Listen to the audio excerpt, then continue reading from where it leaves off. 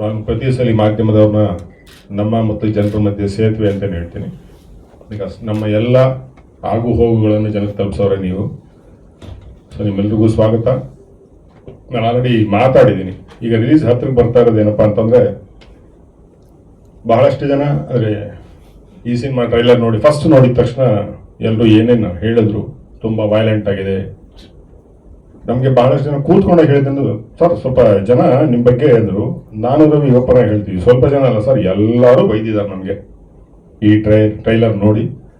But 2 ನಿಮಿಷದ ಟ್ರೈಲರ್ನ ನೋಡಿ 2 ಗಂಟೆ ಸಿನಿಮಾನ ಜಡ್ಜ್ ಮಾಡೋದು ತುಂಬ ಕಷ್ಟ. ನಾವು ಏನಾದರೂ ಒಂದು ರಿಯಾಕ್ಟ್ ಆಗಲಿ ಅಂತಲೇ ಆ ಟ್ರೈಲರ್ನ ಬಿಟ್ಟಿದ್ದು. ಎಲ್ಲರೂ ಬಹಳ ಹೇಳ್ತಾ ಇದ್ದಾರೆ ವೈಲೆನ್ಸ್ ಜಾಸ್ತಿ ಅನ್ನೋದನ್ನು. ಖಂಡಿತ ಒಂದು ಸೇಯಿಂಗ್ ಇದೆ ಅಷ್ಟೇ, ನಿಮ್ಗೇನಾದ್ರು ಶಾಂತಿ ಬೇಕು ಅಂತಂದ್ರೆ ಒಂದು ಕ್ರಾಂತಿ ಆಗಲೇಬೇಕು ಅಂತ. ಆ ತಿರುಳು ಈ ಕಥೆಯಲ್ಲಿದೆ. ಎಲ್ಲರೂ ಶಾಂತಿಯಾಗಿರ್ತೀವಿ, ನಮ್ಮ ಪಾಡಿಗೆ ನಾವಿರ್ತೀವಿ. ಯಾರ್ದೋ ಒಂದು ಸೇಡು ಅಥವಾ ಯಾವುದೋ ಒಂದು ಕ್ಷಣಿಕದ ಕೋಪ ಒಂದು ಇನ್ಸಿಡೆಂಟ್ ಲೀಡ್ ಆದರೆ ಅದು ಎಲ್ಲಿಂದ ಹೇಗೆ ಹರ್ಕೊಂಡು ಹೋಗುತ್ತೆ ಅನ್ನೋದು ಈ ಕತೆ.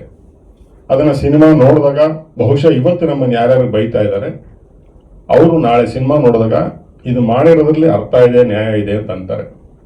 ಈಗ ತಾನೇ ಬಾಬು ಸರ್ ಒಂದು ಮಾತು ಹೇಳಿದ್ರು, ಬೇರೆ ಸಿನಿಮಾ ನೋಡಿದಾಗ ತುಂಬ ಚೆನ್ನಾಗಿ ಕಾಣುತ್ತೆ ಅವ್ರಿಗೆ, ನಮ್ಮಲ್ಲಿ ಆದಾಗ ತುಂಬ ಕಮೆಂಟ್ಗಳು ಬರುತ್ತೆ ಅಂತ. ಅದು ಮೊದಲಿಂದ ಬಹುಶಃ ಈ ಮಾತನ್ನ ಬೇರೆ ಲ್ಯಾಂಗ್ವೇಜ್ ಅವರು ಹೇಳ್ತಾರೆ ಅಂತ ಅನ್ಸುತ್ತೆ.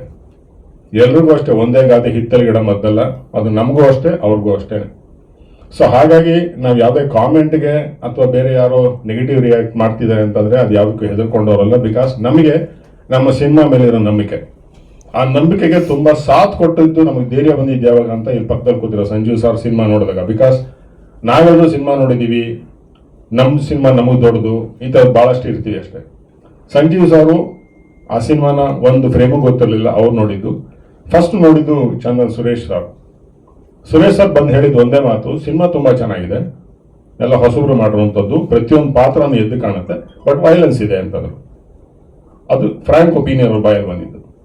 ಬಟ್ ಸಂಜೀವ್ ಸರ್ ಅಥವಾ ಅವ್ರ ಸಿನಿಮಾ ನೋಡೋದ್ಮೇಲೆ ರಿಯಾಕ್ಟ್ ಮಾಡಿದ್ದು ನಮಗೆ ತುಂಬ ಹೆಮ್ಮೆ ಅನಿಸಿದ್ದೇನಪ್ಪ ಅಂತಂದರೆ, ಅವ್ರು ಹೇಳಿದ್ದು 20 ವರ್ಷ ಆದಮೇಲೆ ನನಗೆ ಕೆ ವಿ ರಾಜು ನೆನಪು ಬರ್ತಾ ಇದ್ದಾರೆ ಅಂತ. ನಾನು ಅವತ್ತು ರವಿಗೆ ನಾನು ಅವತ್ತಿರಲಿಲ್ಲ ಸಿನಿಮಾ ನೋಡಿದಾಗ, ರವಿಗೆ ನಾನು ಒಂದು ಮಾತು ಹೇಳಿದೆ, ನಾವು ಅವರಿಬ್ಬರು ಶಿಷ್ಯರಾಗಿದ್ದಕ್ಕೆ ಸಾರ್ಥಕ ಆಯ್ತು ಇವತ್ತು ಅಂತಂದ್ರೆ.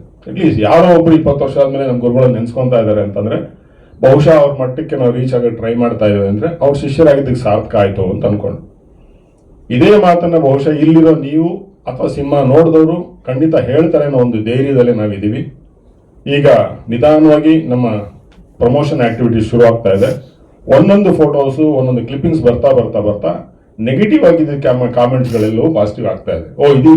ಇದಿದ್ಯಾ ನಮಗೆ ಗೊತ್ತಿರಲಿಲ್ಲ ಅನ್ನೋ ಶುರು ಆಗ್ತಾ ಇದೆ. ಬಹುಶಃ ಇನ್ನೂ ನಮಗೆ ಏಪ್ರಿಲ್ 10 ಟೈಮ್ ಇದೆ. ಈ ಕಾಮೆಂಟ್ಗಳು ನೋಡ್ತಾ ಇದ್ರೆ ನಾವೇನು ಮೊದಲು ಅಂದ್ಕೊಂಡಿದ್ವಿ 2 ಪಾರ್ಟ್ ಮಾಡಬೇಕು ಅಂತ ಏನು ಶೂಟ್ ಮಾಡಿದ್ವಿ ಆಲ್ರೆಡಿ 35-40 ನಿಮಿಷದ ಕಂಟೆಂಟು. ಸೊ 2ನೇ ಪಾರ್ಟ್ ಮಾಡೋಕ್ಕಂತೂ ನಾವು ರೆಡಿ ಆಗಿದ್ದೀವಿ. ಸೆಕೆಂಡ್ ಪಾರ್ಟ್ ರೆಡಿ ಆಗೋದಕ್ಕೆ ನಾವು ಆಲ್ರೆಡಿ ಪ್ಲಾನಿಂಗ್ ನಡೀತಾ ಇದ್ವಿ. ನಮ್ಗೊಂದು ಧೈರ್ಯ ಸಿಕ್ಕಿದೆ ಈ ರಿಯಾಕ್ಷನ್ಸ್ ನೋಡಿ. ಪಾರ್ಟ್ 2 ಖಂಡಿತ ಬರುತ್ತೆ. ಬಟ್ ಈ ಸಿನಿಮಾನ ರವಿ ಹೇಳಿದಾಗೆ ಕಷ್ಟಪಟ್ಟು ಮಾಡಿದ್ ನಿಜ, ನಾನು ಇಲ್ಲ ಅಂತ ಹೇಳ್ತಾ ಇಲ್ಲ. ಬಿಕಾಸ್ ಅವನ ರೆಗ್ಯುಲರ್ ಪ್ರೊಡ್ಯೂಸರ್ ಅಲ್ಲ, ಅವನಲ್ಲಿ ಇದ್ದಿದ್ದು ಏನೇನೋ ಒಂದು ಸೆಟ್ನ ಅವನ ತಂಡದಲ್ಲಿ ಇದ್ದಾಗ ಎಲ್ಲವನ್ನು ಸೇರಿ ಮಾಡ್ಕೊಂಡು ಮಾಡಿರುವಂಥ ಸಿನಿಮಾ. ಪ್ರತಿ ಸಲ ಕಷ್ಟ ಹೇಳ್ಕೊತಾ ಇದ್ದ, ಬಟ್ ಈ ಸಲ ನಮ್ಮ ಮಾಧ್ಯಮ ಮಿತ್ರರು ಹೇಳ್ಬಿಡ್ತಾರೆ, ನೀನು ಕಷ್ಟ ಹೇಳ್ಕೊಬೇಡ, ಬರೀ ಸಿನಿಮಾ ಬಗ್ಗೆ ಮಾತಾಡುವಂತ. ಸೊ ಸಿನಿಮಾ ಎಷ್ಟು ಚೆನ್ನಾಗಿರೋದು ಅನ್ನೋದನ್ನ ಅವ್ರ ಬಾಯಲ್ಲಿ ಕೇಳಕ್ಕೆ ನಾವು ಕಾಯ್ತಾ ಇದೀವಿ. ಖಂಡಿತ ಈ ಸಿನಿಮಾ ನಮ್ಗೆಲ್ರಿಗೂ ಚೆನ್ನಾಗಿ ಆಗುತ್ತೆ, ನಿಮ್ಮಿಂದನೂ ಪ್ರೋತ್ಸಾಹ ಸಿಗುತ್ತೆ. ಅದು ಮಾರಲಿ ಆಗಿರ್ಬೋದು, ಮಾನಿಟರಿಲಿ ಆಗಿರ್ಬೋದು. ನಾವು ಸೆಕೆಂಡ್ ಪಾರ್ಟ್ ರೆಡಿ ಆಗ್ತಾ ಇದ್ದೀವಿ, ಸೆಕೆಂಡ್ ಪಾರ್ಟ್ ಬಂದೇ ಬರ್ತೀವಿ. ಅವತ್ತು ಕೂಡ ನೀವು ಬೆಂಕಿ ತರ್ತೀರಾ ಅನ್ನೋ ನಂಬಿಕೆಯಲ್ಲಿ ನಾನು ಇವತ್ತು ನನ್ನ ಮಾತನ್ನು ಮುಗಿಸ್ತಾ ಇದ್ದೀನಿ. Thank you very much.